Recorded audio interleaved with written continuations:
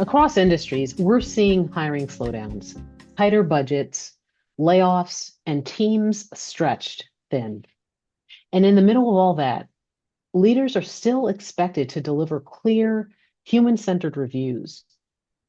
Your people want clarity, they want acknowledgement, and they want to trust that you see them.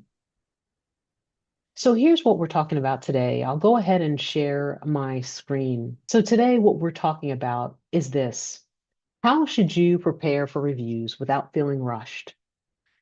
How can you balance your wins with accountability? How you can deliver hard messages without damaging trust? How you can see and name some of the invisible work that happens but oftentimes doesn't get the credit? And lastly, how to create a forward focused plan for 2026. Hi, everyone. I'm Farnia Fresnel, and welcome to this episode of Leadership COGS Ready for Reviews in partnership with Better Spaces. As we get into the final stretch of the year, review season brings a special kind of pressure. This pressure is for leaders and for employees. Today, we're removing the stress and guesswork and hopefully a little bit of the pressure that you might be feeling to say everything perfectly. So let's dive in. Let's start with preparation. Most leaders cram for reviews the way that people cram for exams, last minute, stressed, and oftentimes just reactive. Preparation is not paperwork, it is presence. Just how do you want to show up? So I'm going to introduce to you a three-step simple framework that you can feel free to borrow. That's what we do here at Leadership COGS. We put something out there and see what might stick for you. What is the three-step framework? It's this. Step one, look back. Identify one meaningful contribution, one challenge, and one growth opportunity. Just one. Keep it simple. One. What's the second step? Look inward. Now, I say this with a little bit of trepidation because this is something I know most leaders don't do. Look inside yourself. Just take a breath with me right now so that you can be honest with what's present for you. Ask yourself, how have I helped or how have I hindered the performance of those people on my team this year? Could it be that you're not responding to things as quickly as you'd like to?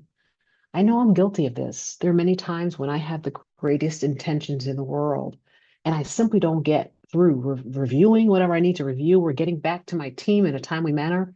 But in all of that, the date for whenever that thing is due doesn't shift at all. It doesn't shift. So if the date doesn't shift and I'm delayed, what does that do for my people?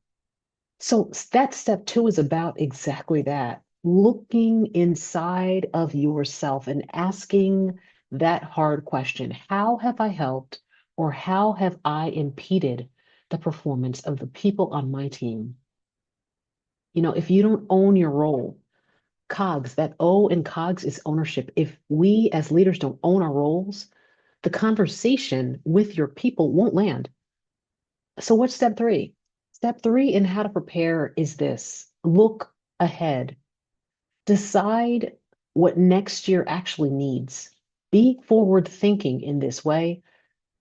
And this isn't to say what everything that next year needs. This is just one or two things that next year might require of you and of that person that you're about to walk into that review with. Decide what those two things are. And today on COGS, we're going to practice everything. Everything I present to you, we are going to practice because the last thing I want you to do is walk away from this edition of COGS and feel like you have one more thing to do. There's already a sense of dread that ties to doing reviews, and I don't want you to walk away from our session today feeling that sense of dread. So get a pen and get a paper or use your keyboard, however you want to capture this data. But we're going to do a quick activity after each one of these pieces that I introduce. Just take a moment and think about the person whose review you're most concerned about. Think about that person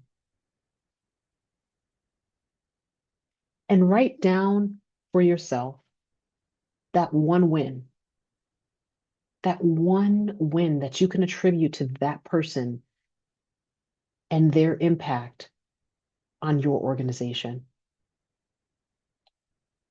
I'm talking slowly, intentionally, to give you time to write that one win. Now think about that one challenge that you might have faced with this person. It could have been in a challenging meeting. It could have been a challenging client circumstance. It could have been their challenge with a colleague or a behavioral challenge. Think about what one challenge might be and write it down.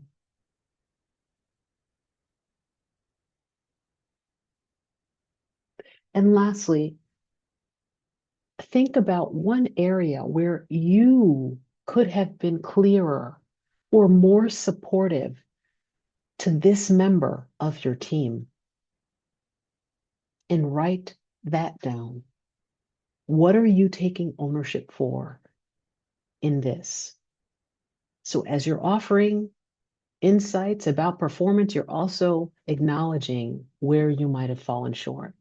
This alone will lighten the conversation that you're going to have around reviews before it even begins.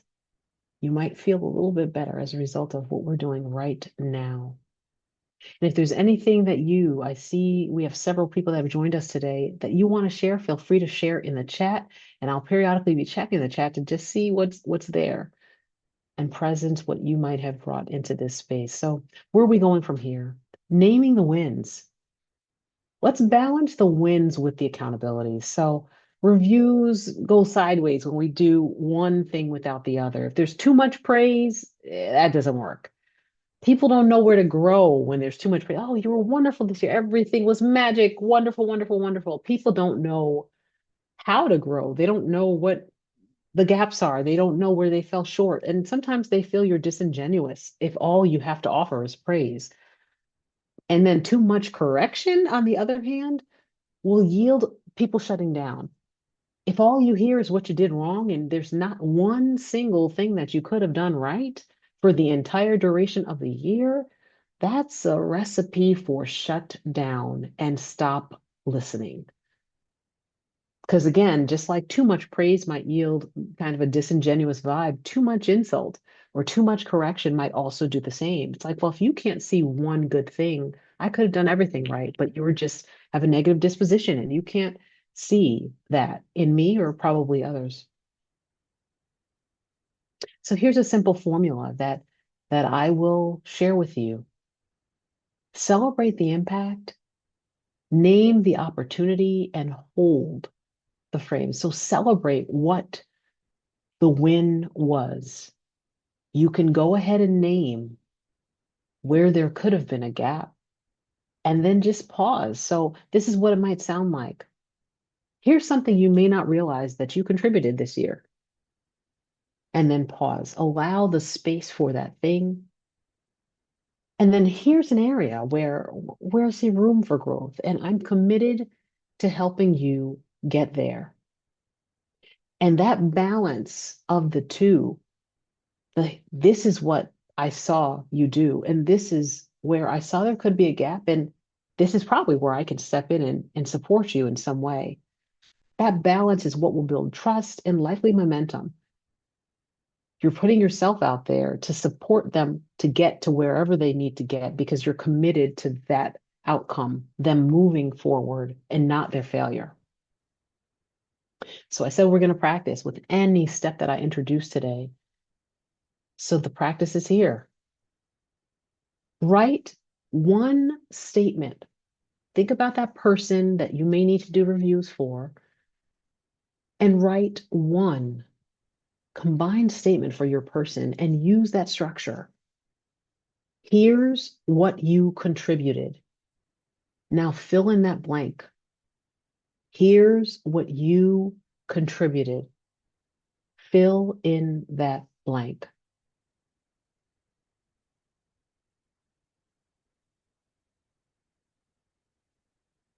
And as you wrap up filling in that blank, I invite you to also write, and here's what's possible next. Now fill in the blank. Here's what's possible. So, what vision do you have for what that person on your team can accomplish? And how can you support them? Because if they didn't do it to date, it might be because they're stuck. It might be because they don't have resources. It might be because they actually do need your help. So here's what's possible next. And how are you going to support them on that journey? Jot that down or type that out for yourself. What is it that you can do? And this isn't rocket science here. We're talking simple terminology. Here's what you contributed, and here's what's possible next. Just write it down. We're doing part of your review process right now. The reflection part we're doing right now. And what's next? So as you wrap up that last piece right there, I know, and you know too, that difficult messages often get tied up into reviews because all messages are oftentimes not all positive or all affirmative. So delivering hard messages without damaging trust can be a really challenging thing. And typically, when you're delivering a hard message, it may result in a PIP or a performance improvement plan. Today, we're going to redefine PIP into something that feels more forward thinking and more progressive. So instead of performance review plan, we're changing PIP up into something different. And you can be direct without being harsh. So use this instead. Pattern. That first P is pattern. So this sounds like I've noticed a pattern where deadlines slip when multiple stakeholders are involved. So you're noticing a pattern. That's the noticing portion of this. The I is the impact. And that impact sounds like this when it happens. It creates a last minute pressure for the rest of the team. So you're defining what the impact is. So here's the pattern that you're seeing. This is the impact for the team when you see that thing. And then this is the partnership. So just like in the previous step where you're saying, this is where I think I can help, this is that. When you're delivering a difficult message, what are you willing to do? How are you willing to support that member of your team in moving forward? So the partnership piece says exactly that. Here's what I'm willing to do in order to support you. And here's what I need from you going forward. So here's what I'm willing to do. I'm dipping my toe in that pond of vulnerability first. And I'm asking you to follow me in because we're both on uneven surface here. I'm willing to support you in this way, and this is what I need from you. Set the expectation because perhaps it was not clear in the past. You see, what's great about this structure is it removes the blame. It actually creates psychological safety. And if you practice it regularly, what you can end up with is an intact relationship where the struggle is not that, oh, I never hear anything from my leader or I hear too much complaining from my direct report. This is establishing a structure that removes blame and creates safety. I'm willing to help you. I'm willing to support you. I see this might be a challenge for you. I'm willing to support you, and this is how. And this is also what I need from you. This is what I need to see from you going forward. So where are we now? We are ready for additional practice. In this practice, we're going to do this. Think about that direct report that you might be planning to offer some feedback to or do a performance review for. And think about one hard message. So this is where perhaps they weren't living into the expectation that you would have had for them or that you had for them back in January. Or if you do quarterly assessments that you had for them at the beginning of the quarter. Think about one hard message. Hi, I just see someone joined us. We're actually doing an exercise. So for each of these little segments that we've been going through, we're doing an exercise, and this is an exercise right now. So I invite you to get a sheet of paper or just get a new browser window open that you can type into to capture a couple notes, and think of one hard message that you might need to deliver to someone during a performance review. And hard messages make us uncomfortable sometimes. So take a breath and answer, what part of this makes you hesitate? So it's a hard message. What part of that message are you hesitating around? Is it the pattern? Is it the impact? Is it the partnership? So is it the pattern that you see in the person that you're uncomfortable repeating back to the person? Like, I see that you're late to this meeting every week. Like, what's going on here? Is it the pattern? Is it the impact? Like, this is what happens to the rest of the team because you're late. Now, other people are showing up late because you started this. And the expectation was, I thought it was okay. It's not okay. Or was it the partnership, offering yourself when you may feel like you don't have room for one more thing on your plate? Jot that down for yourself, because this is informing you on where you might get stuck when you actually have to deliver the message.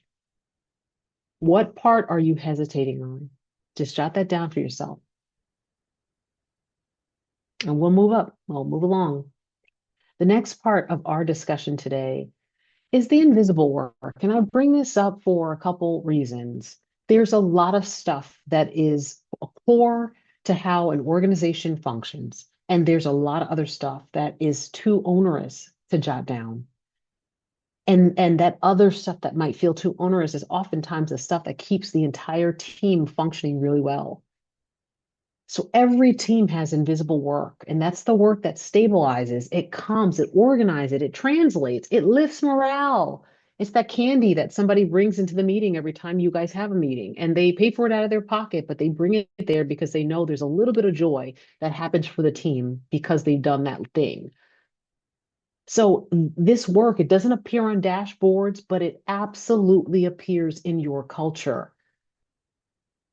So I'm going to talk to a few different kinds of work, and I just encourage you to consider that this is equally important. So first, that colleague who mediates the tension before it escalates. So they see two of their colleagues not so happy with one another. Perhaps it's by their expressions or their demeanor or the short emails or the curt emails. And that colleague mediates tension anytime they see it or hear it or notice it.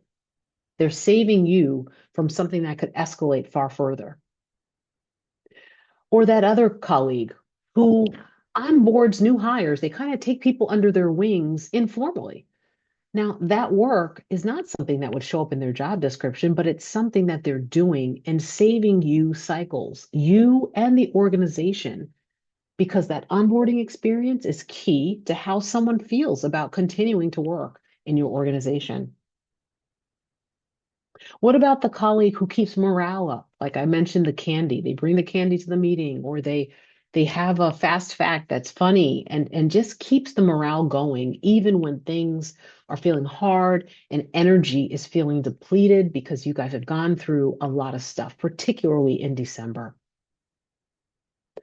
Or lastly, that quiet glue worker who makes collaboration easier. They send the links and all the emails so people don't have to go searching for the links. They do other things that allow you to collaborate more seamlessly. And all of this work is really, really valuable. Now, in some organizations, I don't want to make generalizations, but this is, in fact, this has been researched. A lot of this work disproportionately is carried by women in organizations, sometimes people of color, sometimes first-gen professionals, or high trust employees that you're like, oh, they're never going to leave. Just, oh, this person's been here forever. Like they can do it. But this work is real. So this year, I encourage you to name it. And we're going to practice. How can you name it? What can you do? What is the lowest hanging fruit? I want to make this easy for you. There's work you can do that we don't always see on paper. This is what you can say to someone. There's work that you do that we don't always see on paper. but it shows up in how the team functions. And I want you to know I see it and I value it. So you can rephrase this however you'd like, but seeing and valuing. So, what can you write on your paper? Think about that person that you have in mind. And maybe that person that you're going to offer this performance review is not the same person who's been doing invisible work. But consider for each person that you might do a review for, what is the invisible work that they might have carried over the course of the year? Name it because they're doing it and it makes a difference. All right. So we're going to get ready to wrap. And before we wrap, I want you to think about the future. My coaching program is called Your Leadership Flight, Highlight to Ignite Your Leadership Flight.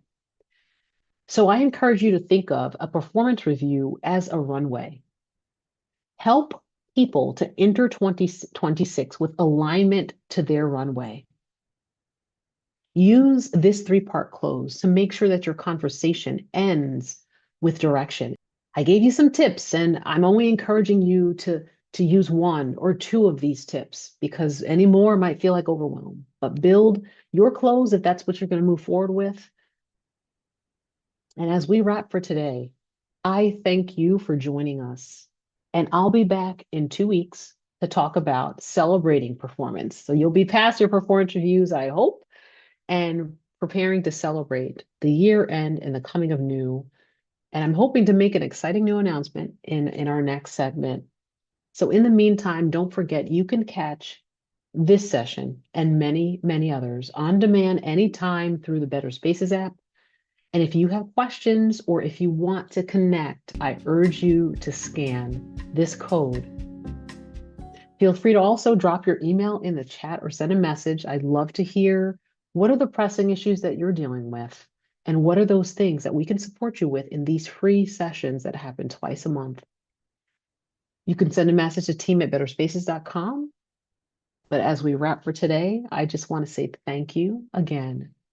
Take care and be well.